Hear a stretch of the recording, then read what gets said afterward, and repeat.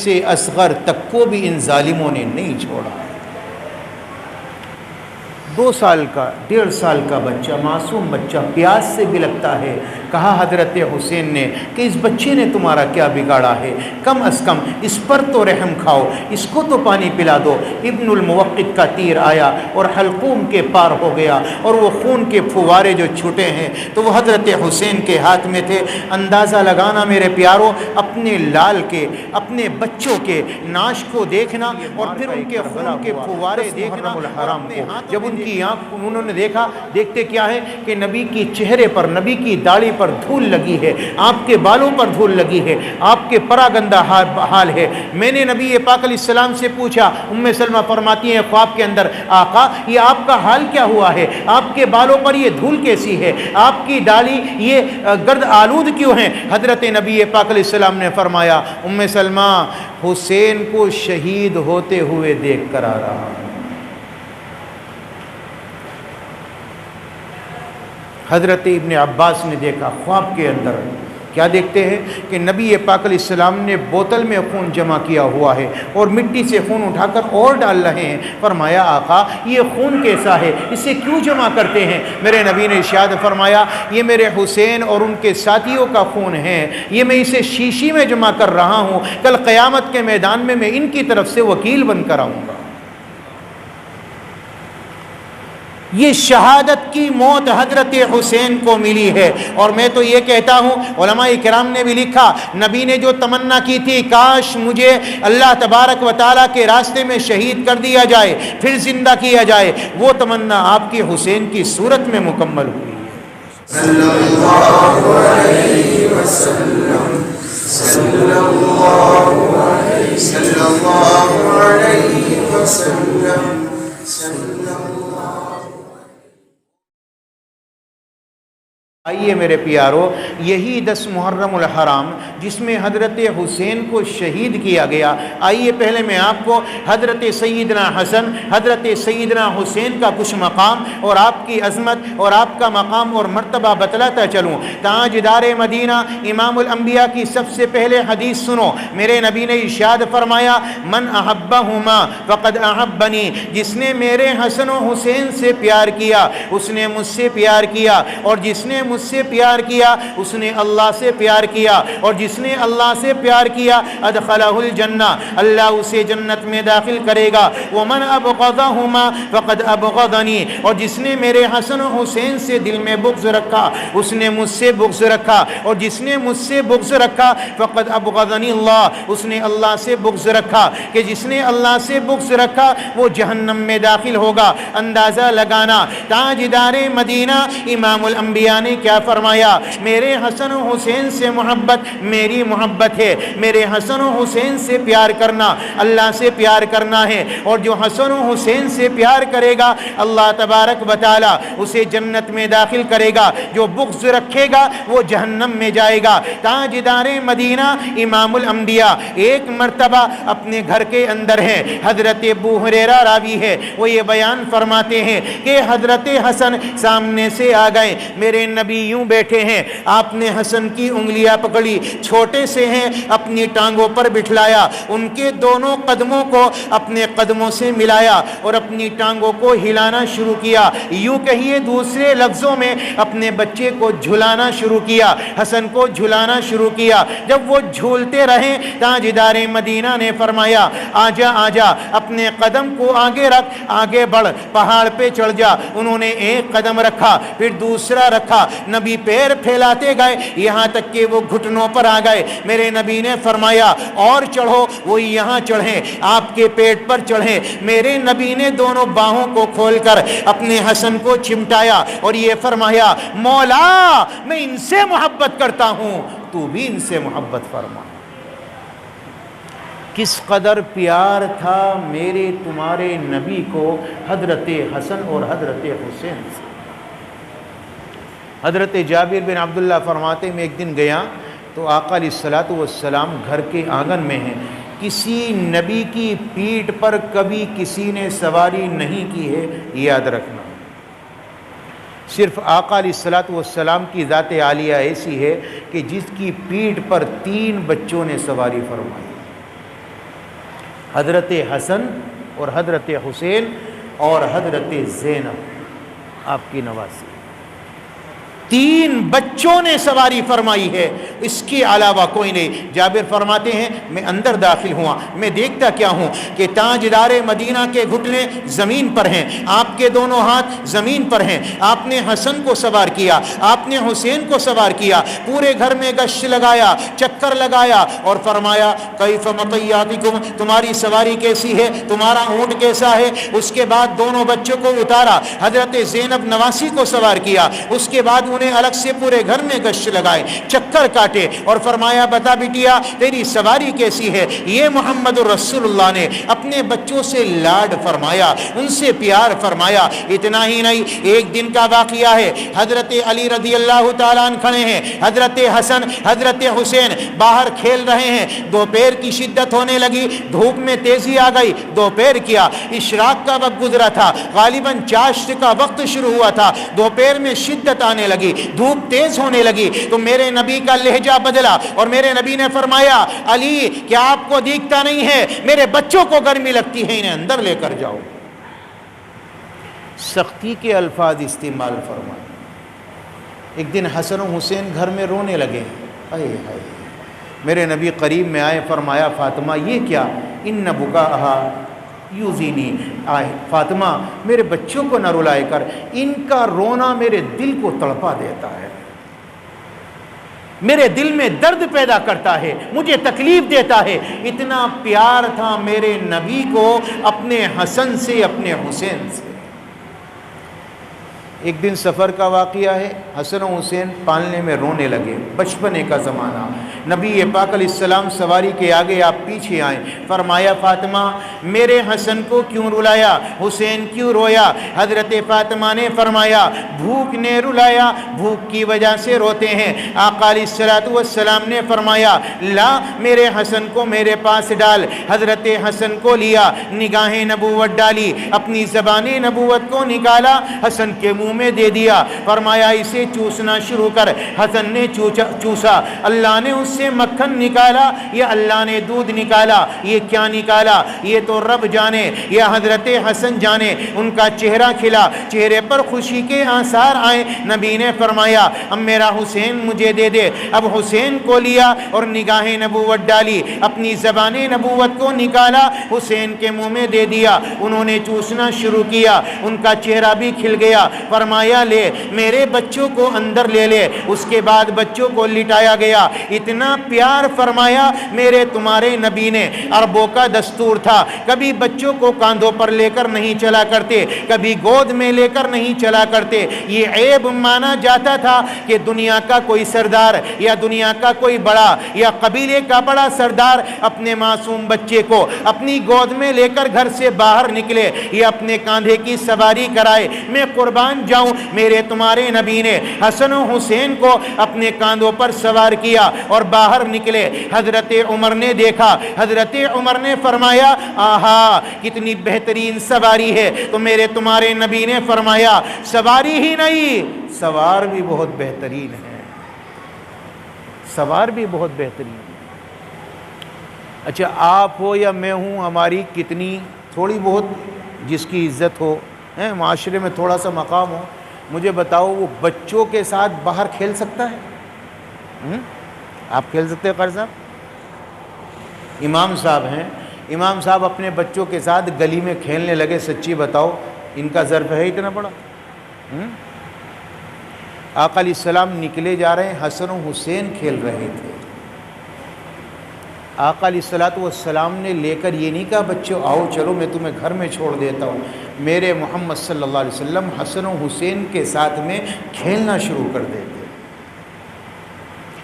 کہاں مقام ہے، کہاں عظمتیں ہیں، اللہ کا عرش مقام اللہ نے کیا دیا، عظمتیں کیا عطا فرمائی، اور میرے پیاروں امت کو درس کیا دیا، پیغام کیا دیا، اور بچوں کے ساتھ پیار کیا سکھلایا کہ مدینے کی گلیوں کے اندر محمد رسول اللہ حسن و حسین کے ساتھ میں کھیلتے،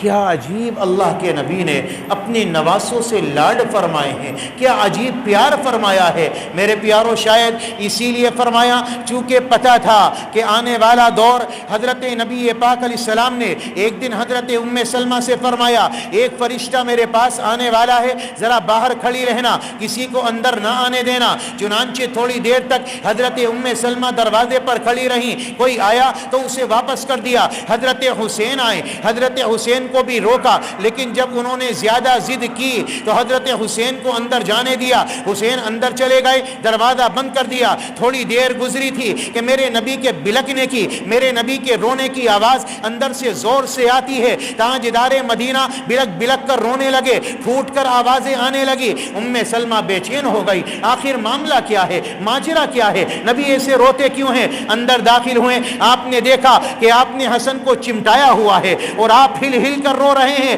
جیسے کوئی بہت بڑا غمگین اور کوئی بہت بڑا صدمے والا روتا ہے۔ تاجدار مدینہ روتے گئے۔ ام سلمہ نے فرمایا میرے ماں باپ آپ پر فدا ہوں، یا نبی اللہ کیا بات ہے، آپ کی آنکھ میں اس قدر آنسو اور اس قدر بلکنا؟ فرمایا جو فرشتہ میرے پاس آیا تھا اس نے مجھے بتایا یہ لخت جگر کو تیری امت ذبح کرے گی، اس حسین کو تیری امت ذبح کرے گی۔ وہ مٹی مجھے دکھا کر گیا، وہ جگہ مجھے دکھا کر گیا۔ اندازہ لگاؤ کیا گزری ہوگی میرے نبی کے دل پر، میرے پیاروں نواسے جس سے بے انتہا پیار ہے، اتنا پیار ہے، اتنا پیار ہے کہ کسی اور سے اتنا پیار نہیں فرمایا۔ اللہ میں ان سے پیار کرتا ہوں، جو ان سے پیار کرے ان سے پیار کر۔ میرے پیاروں اللہ کے نبی نے فرمایا میں ان سے، جو ان سے بغض رکھے اللہ تو ان سے بغض رکھ۔ میرے پیاروں جن کا اتنا بڑا درجہ ہو، جن سے اتنا پیار کیا ہو، اب جب ان کو بتایا گیا ہو کہ آپ کی امت اور آپ کے لوگ اس حسین کو ذبح کریں گے اور ایک کو زہر دیا جائے گا، وہ زہر میں تڑپے گا، کیا گزرے گی میرے اور آپ کے نبی کے دل پر؟ اس وقت کیا مقام ہوا ہوگا اور کیا حالت ہوئی ہوگی تاجدار مدینہ کی؟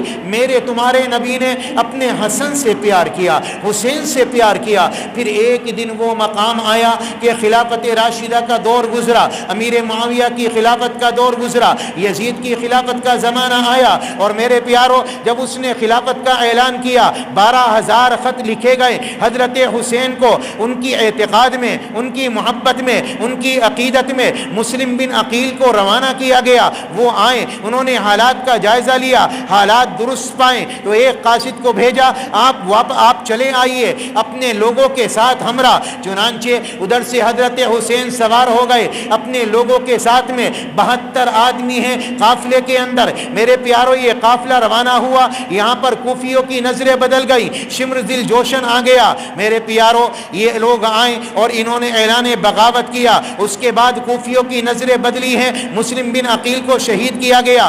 حسین کو راستے میں پتہ چلا حالات بدل گئے، مسلم کو شہید کر دیا گیا۔ فرمایا اب میں نے ارادہ کر لیا ہے میں کوفہ ضرور جاؤں گا اور جا کر حالات کا جائزہ لوں گا اور یزید سے ملاقات کر کے آؤں گا۔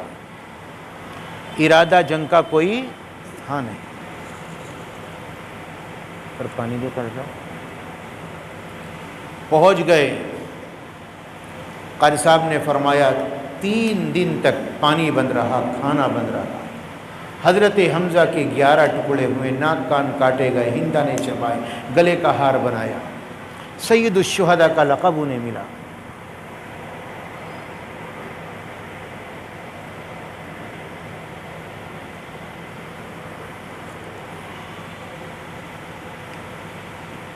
تین دن پانی بند ہے، نہ کھانا نہ پانی نہ کچھ، جمعرات کا دن، شام کا وقت ہے۔ حضرت حسین کو غنودگی آ گئی، نیند لگ گئی۔ اچانک بہن نے اٹھایا، آنکھ کھلی، دیکھا کیا بات ہے، تو مسکرا رہے ہیں۔ فرمایا یہ وقت تو مسکرانے کا نہیں ہے، ظالموں نے اعلان بغاوت کیا ہے اور کل جنگ کا دن ہے، انہوں نے جنگ کا دن متعین کیا ہے اور آپ مسکرا رہے ہیں۔ فرمایا مسکرا اس لیے رہا ہوں کہ میرے نانا آئے تھے، حضور اکرم صلی اللہ علیہ وسلم نے فرمایا حسین میں لینے کے لیے آ چکا ہوں، تیاری کرو۔ اگلا دن آیا. میں لمبی چوڑی تفصیل میں اس کی نہیں جاؤں گا، آپ کو لمبا واقعہ نہیں بتاؤں گا، سارا وقت اسی میں گزر جائے گا. میں صرف اشارہ دوں گا. 72 آدمی تھے میرے پیاروں، صرف 32 گھوڑوں پر سوار تھے. اور اس کے بعد یہ کے بعد دیگرے جب یہ لوگ آگے بڑھیں، انہوں نے نہ جانے کتنوں کو ذبح کر دیا. اور ادھر 3000 کا لشکر ہے میرے پیاروں. شمر کہنے لگا ایک ساتھ اکٹھے حملہ کرو، اگر ایک ایک جاؤ گے تمہیں کاٹ کر رکھ دیں گے. یہ آل رسول ہیں، ان کے دل بڑے ہیں، ان کے دل بڑے ہیں، ان کے جسم عظیم ہیں، ان سے تم تنہا مقابلہ نہیں کر سکتے، اکٹھے ہو کر حملہ کرو. اکٹھے ہو کر حملہ کیا گیا. یہ جنگ چلتی رہی. پیاس کی حالت میں، بھوک کی حالت میں حضرت حسین کا ایک ہی کہنا تھا، میں باطل کے سامنے نہیں جھکوں گا، ناحق کے سامنے نہیں جھکوں گا. اور یہ کہنا تھا مجھے یزید سے ملاقات کرنے دو، براہ راست ملنے دو. آپ کو ملنے بھی نہ دیا، آپ کو اسلامی سرحدوں پر جانے بھی نہ دیا. اور میں یہ کہنا چاہوں گا میرے پیاروں، حضرت حسین کا ایک بول آپ کی پوری آل کو اور آپ کے لوگوں کو بچا سکتا تھا. آپ یہ کہہ دیتے میں بیعت کرتا ہوں، تیار ہوں. میرے پیاروں کوئی جنگ نہ تھی اور کوئی معاملہ نہیں تھا، لیکن پیغام ادھورا پہنچتا، امت تک پیغام نہ جاتا. حضرت حسین نے فرمایا باطل کے سامنے جھکا نہیں جا سکتا، ناحق کے سامنے جھکا نہیں جا سکتا، ناحق کے ہاتھ پر بیعت نہیں کی جا سکتی. حضرت حسین سامنے کھڑے رہیں، ڈٹے رہیں. یک بعد دیگرے ایک ایک کر کے آپ کے گھر والے شہید ہوتے رہیں. آخر وہ مقام بھی آیا کہ ننھے سے اصغر تک کو بھی ان ظالموں نے نہیں چھوڑا. 2 سال کا 1.5 سال کا بچہ، معصوم بچہ پیاس سے بلکتا ہے. کہا حضرت حسین نے کہ اس بچے نے تمہارا کیا بگاڑا ہے، کم از کم اس پر تو رحم کھاؤ، اس کو تو پانی پلا دو. ابن الموقد کا تیر آیا اور حلقوم کے پار ہو گیا، اور وہ خون کے پھوارے جو چھوٹے ہیں تو وہ حضرت حسین کے ہاتھ میں تھے. اندازہ لگانا میرے پیاروں، اپنے لال کے، اپنے بچوں کے ناش کو دیکھنا اور پھر ان کے خون کے پھوارے دیکھنا اور اپنے ہاتھوں میں دیکھنا، کون جگر والا برداشت کر سکتا ہے. حضرت یعقوب علیہ السلام روئے تھے حضرت یوسف کی جدائی میں، اور ان کے رونے سے اتنے روئے میرے پیاروں کے روتے گئے. ان کا ایک ہی کام تھا، اللہ کے لیے رونا، یوسف کی یاد میں رونا. روتے گئے زمانے گزر گئے جب تک کہ یوسف انہیں نہ ملے. میں یہ کہتا ہوں حسین کے آنسو الگ ہیں، یعقوب کے آنسو الگ ہیں. جدائی میں رونا، ادھر سامنے خون کا ناشا پڑا ہوا ہے، اسے دیکھ کر رونا کتنی بڑی بات ہے. ظہر کی نماز کا وقت آ گیا، جنگ جاری تھی. پیغام تو یہ دینا ہے آپ کو، جنگ جاری ہے، ظہر کا وقت آ گیا. حضرت حسین نے فرمایا نماز ظہر کا وقت آ چکا، اب نماز ظہر ادا کر لی جائے. جاؤ کہو تھوڑی دیر کے لیے جنگ کو روک دیا جائے. تو شمر کہتا ہے جنگ کو روکا نہیں جا سکتا، نماز کے لیے نہیں روکا جا سکتا، اور ہاں تمہاری نماز قبول نہیں. حضرت حسین نے فرمایا اچھا نانا میرے نماز لے کر آئیں، میری نماز قبول نہیں. نماز کا وقت ہے، اس وقت کے اندر نماز تو ادا کی جائے گی. اگر تم جنگ نہیں روک سکتے نہ روکو، نماز نہیں رک سکتی. جب یہ مارکہ کربلا ہوا نا تو ایک بوڑھی عورت اور ایک نوجوان کا ادھر سے گزر ہوا. بوڑھی ماں کو نظر نہیں آتا تھا دور کا، تو مائی کہنے لگی، قریب تھی زیادہ دور نہیں تھی، کہ بیٹے مجھے تلواروں کی آواز آ رہی ہے. تلواروں کی آواز کا مطلب یہ ہے کہ میدان کربلا زیادہ دور نہیں تھا، لیکن ہاں مجھے دکھائی نہیں دیتا، جا کر دیکھ تو صحیح معاملہ کیا ہے، ماجرا کیا ہے، بات کیا ہے.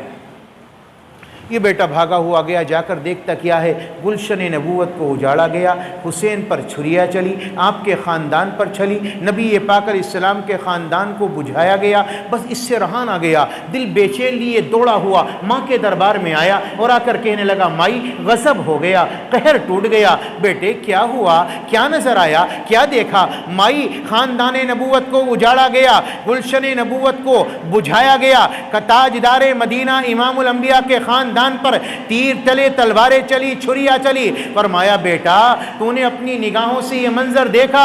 ہاں ماں میں نے یہ منظر دیکھا. میرے لال صحیح بتا تو یہ منظر دیکھ کر آیا؟ فرمایا ہاں ماں یہ منظر دیکھ کر آیا. تو اس مائی نے کہا میرے لال تو نے یہ دیکھا اور تو زندہ آ گیا؟ تو نے دیکھا اور تو زندہ واپس چلایا؟ فرمایا مائی تجھے بتانے آیا ہوں، میرا انتظار نہ کرنا، واپس گھر چلی جا۔ ادھر یہ بیٹا گیا، تلوار نکالی، ادھر مائی نے دامن پھیلایا۔ کیا مائیں تھی اور کیا ان کے دل تھے، اور کیا ان کا ایمان تھا، اور کیا ان کے جذبات تھے۔ اس مائی نے کرتا پھیلایا اور فرمایا مولا نہ جانے کتنے مارکے ہوئے، نہ جانے کتنی جنگیں ہوئی، نہ جانے کتنے لوگ آئے اور ان کو تو نے جام شہادت دیا، مجھے شہادت کی موت عطا فرمائی۔ میرے مولا مجھے بھی شہادت کی موت عطا، میرے بیٹے کو شہادت کی موت عطا فرما دے، مجھے شہید کی ماں بنا دے۔ میری تمنا ہے کہ میں نے اپنا بیٹا تیرے راستے میں دے دیا، میرے بیٹے کو قبول کر لے۔ ظالموں نے گردن پر تلوار ماری، گردن اڑتی ہوئی جب حضرت اس مائی کی گود میں آ کر گری تو مائی نے گردن اٹھائی اور دیکھا یہ تو میرے لال کا چہرہ ہے، یہ تو میرے بیٹے کا چہرہ ہے۔ اللہ کی قسم اگر آج ہم میں سے کوئی ہوتا تو چہرے کو چاٹنا شروع کرتا، اسے دیکھ کر رونا شروع کر دیتا، یا اس کے چہرے سے نظریں نہ ہٹاتا۔ لیکن نانا اس مائی کا ایمان دیکھو اور اس کے جذبات دیکھو اور اس کے دل کی قربانیاں دیکھو کہ مائی نے کہا اس بیٹے کو میں راہ خدا میں دے چکی ہوں۔ گردن اٹھائی اور میدان کی جانب پھینک دی اور یہ فرمایا ہم اللہ کے راستے میں صدقہ کرنے کے بعد دوبارہ واپس نہیں لیا کرتے۔ صدقہ کر دی گئی، اب دوبارہ واپسی نہیں ہے۔ جنہوں نے گردنیں دے دی، اولاد دے دی، وہ واپسی کا تصور نہیں کرتے۔ آج کا مسلمان مسجد میں 500 روپے دینے کے بعد تلاش کرتا ہے مجھے رسید ملی یا نہیں ملی۔ یہ دل کی بات بتا رہا ہوں کہ جذبات میرے اور آپ کے کہاں پہنچ گئے ہیں۔ حضرت حسین نے فرمایا نماز نہیں رک سکتی، تم جنگ نہیں روک سکتے، ہم نماز نہیں چھوڑ سکتے۔ 1450 سال کی اس تاریخ کے اندر صرف مجھے یہ ایک واقعہ نظر پڑتا ہے جس میں یہ گنجائش تھی کہ شاید نماز کو چھوڑ دیا جاتا، نہیں چھوڑ دیا تھا۔ حسین چھوڑ دیتے کیا ان کی جنت میں کوئی کمی آتی؟ بتاؤ مجھے، آ جاتی کمی بھائی؟ اگر وہ ظہر نہ پڑھتے تو بتاؤ کیا انہیں جنت میں جانے سے کوئی روک سکتا تھا؟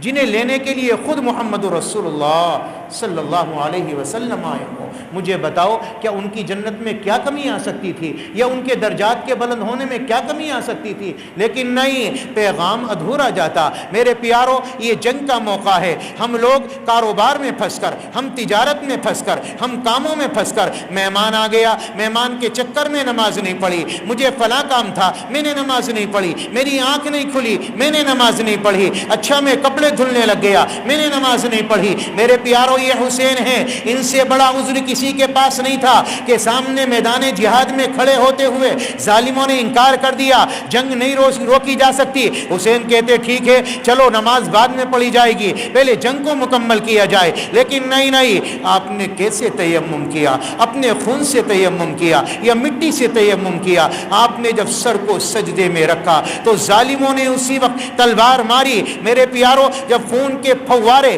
زمین پر گرے ہوں گے تو زمین کا کلیجہ بھی کیسے ٹھنڈا ہوا ہوگا کہ آج کوئی سجدہ کرنے والا آیا ہے،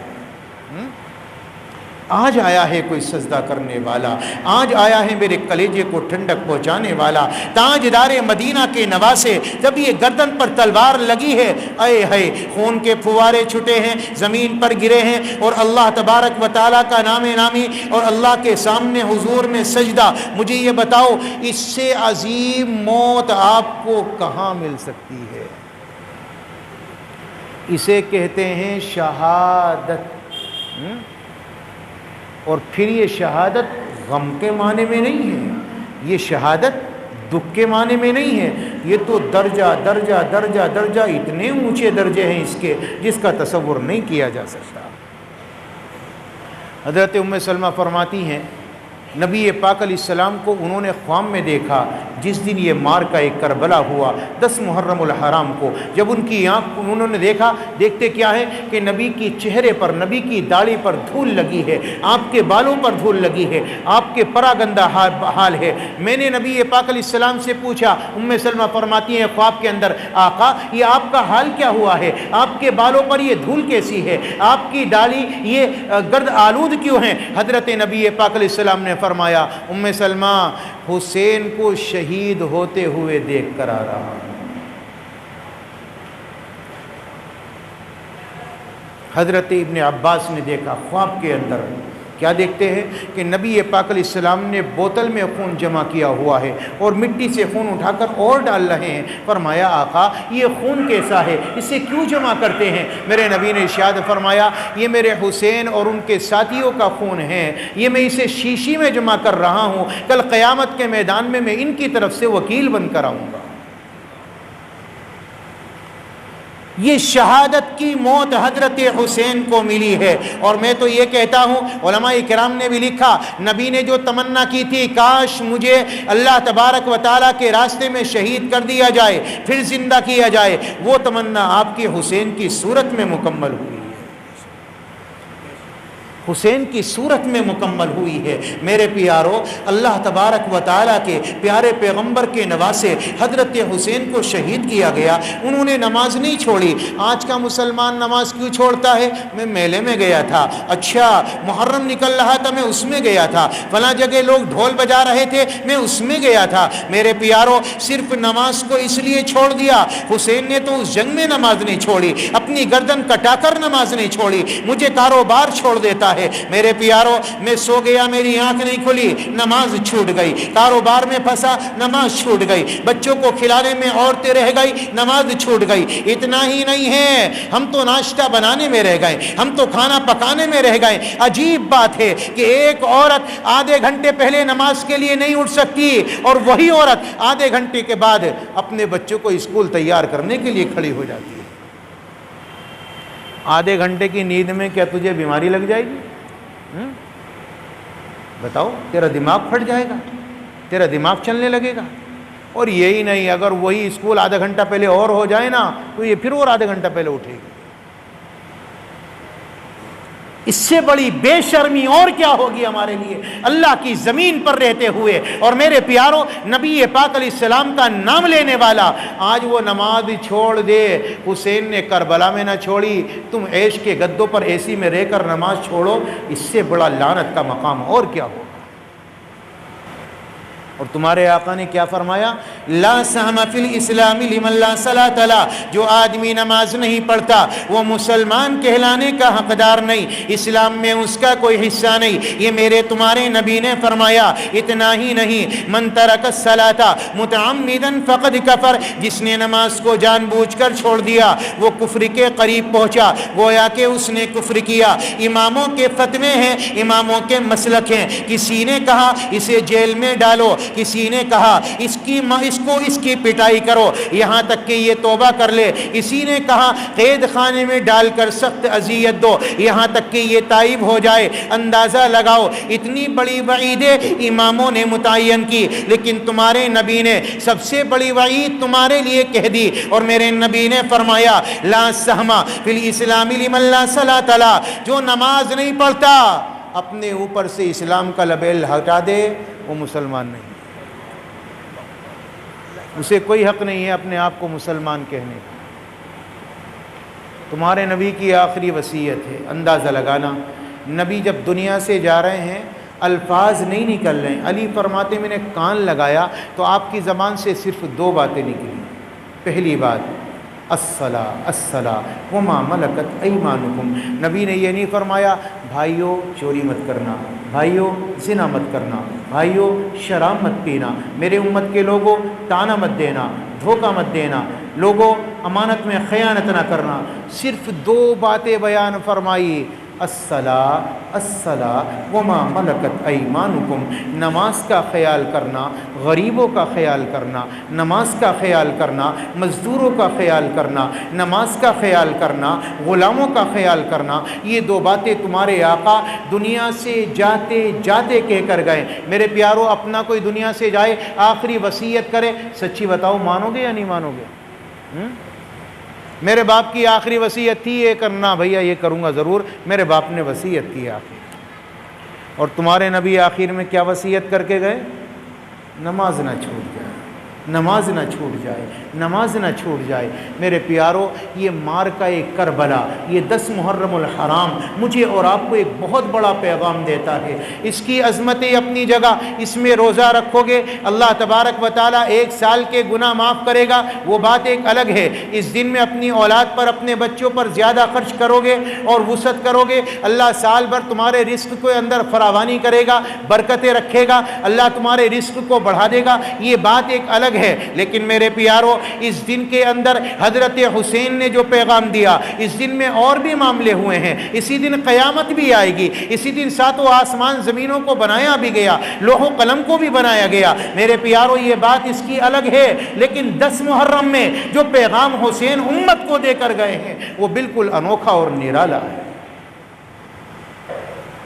کہ جنگ کے میدان میں بھی نماز چھوڑی نہیں جا سکتی۔ کون کون پابند بنے گا انشاءاللہ کہ آج کے بعد ہماری نمازیں چھوٹیں گی نہیں انشاءاللہ؟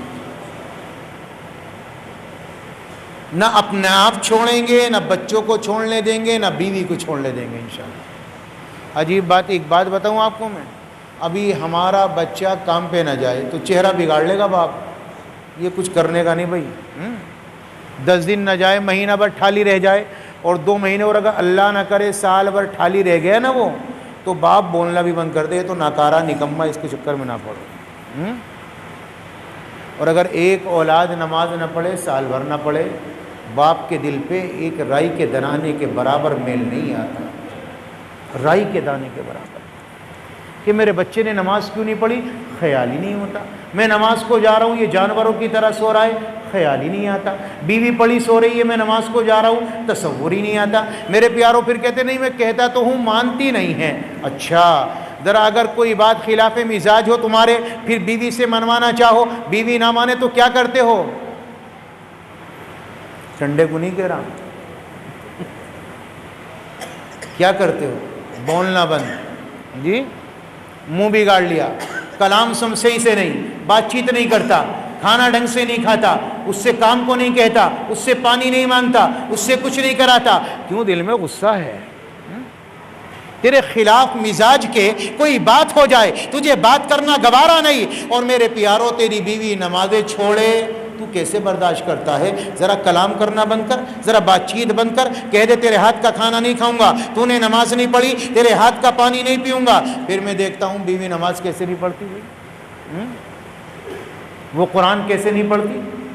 ماحول تو ہم نے بگاڑا ہے، ہم نے انہیں آزادی دی ہے، ہم نے انہیں بے نمازی بنایا ہے۔ اولاد کو بے نمازی بنانے میں اولاد کا قصور نہیں، باپ کا ہے۔ ایک اولاد کو بے نمازی بنانے میں ماں باپ کا قصور ہے، بٹیا کو بے نمازی بنانے میں ماں کا قصور ہے۔ جب ماں نماز نہیں پڑھے گی تو بیٹی کیوں پڑھے گی؟ جب باپ نماز نہیں پڑھے گا تو بیٹا مسجد کیوں جائے گا؟ بھائی اللہ ہمیں سمجھ دے، عمل کی توفیق عطا فرمائے۔ تو میرے پیاروں، ایک پیغام تو یہ ہے کہ اس مہینے میں حسین نے تمہیں پیغام دیا ہے، نماز نہ چھوڑو۔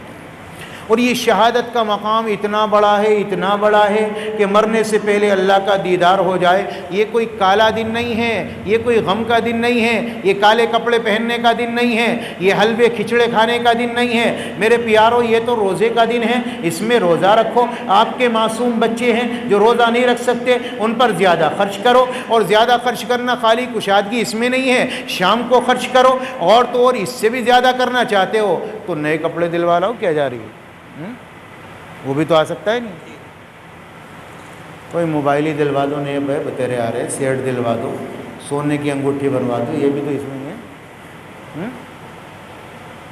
کچھ بھی کرا دو، کیا جا رہا ہے۔ لیکن یہ اشتراک کا دن منانا اور پھر ڈھول تاشوں میں اور میلوں میں جا کر اپنے وقت کو برباد کر کے نمازیں چھوڑنا، اس سے بڑی لعنت اور بدنصیبی ہمارے لیے کچھ اور نہیں ہو سکتی۔ لوگ فون کرتے جی محرم میں شادی کریں یا نہ کریں؟ کیوں بھائی، اس میں کون سا تلک لگ گیا؟ محرم تو احترام کا مہینہ ہے، 4 مہینے اللہ نے محترم بنائے۔ ان عدت الشہور عند اللہ 12 شہرا فی کتاب اللہ یوم خلق السماوات والارض منها 4 حرم۔ 4 مہینے کون سے؟ احترام والے، ان میں سے کون سا ہے یہ؟ محرم الحرام جی، اور ذی الحجہ اللہ تعالیٰ نے اسے بنایا، ذی قعد اور شعبان، یہ 4 مہینے اللہ نے محترم بنائے ہیں۔ احترام والا مہینہ، عزت والا مہینہ، اکرام والا مہینہ۔ بتاؤ جو عزت والا جسے اللہ کہہ رہا ہو اس میں شادیاں بڑھیا رہیں گی یا گھٹیا رہیں گی؟ ہاں؟ اس میں نکاح اچھا رہے گا یا گھٹیا رہے گا؟ کہ جی تاریخ طے کرے یا نہ کرے، محرم چلیا آوے، اللہ کے بندے اس میں کیا ہو گیا بھائی؟ یہ تو جتنا محرم میں کرو گے انشاءاللہ اتنی اچھی برکتیں اور رحمتیں آئیں گی۔ احترام والا مہینہ ہے، بڑے بڑے کارنامے ہوئے، یہ تو اس سے شادی بھی بڑا کارنامہ، چھوٹا موٹا تو ہے نہیں جی، تو اسے بھی اسی مہینے میں انجام دو انشاءاللہ۔ اللہ تعالی ہمیں عمل کی توفیق عطا فرمائے۔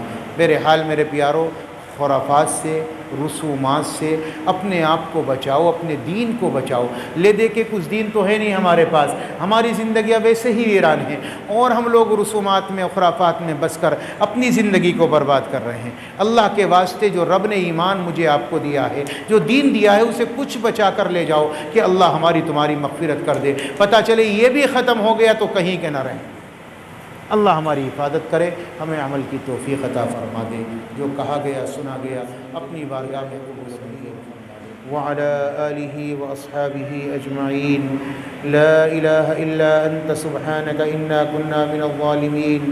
اللهم إنك عفو كريم تحب العفو فاعف عنا يا كريم، يا حليم يا عظيم يا كريم تحب العفو فاعف عنا يا كريم، يا رحمن يا الله، يا رحيم يا الله، يا ملك يا الله، يا قدوس يا الله، يا سلام يا الله، يا مؤمن يا الله، يا مهيمن يا الله، يا عزيز يا الله، يا جبار يا الله، يا متكبر يا الله، يا خالق يا الله، يا بارئ يا الله، يا مصور يا الله، يا رزاق يا الله، يا فتاح يا الله، يا عليم يا الله، يا قابض يا الله، يا باسط يا الله، يا